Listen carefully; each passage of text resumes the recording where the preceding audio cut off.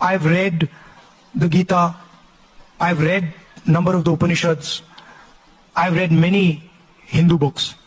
There's nothing Hindu about what the BJP does. There's absolutely nothing Hindu about it.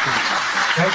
I have not read anywhere, in no Hindu book, from no learned Hindu person, have I ever heard that you should terrorize, harm people who are weaker than you. I've never read this.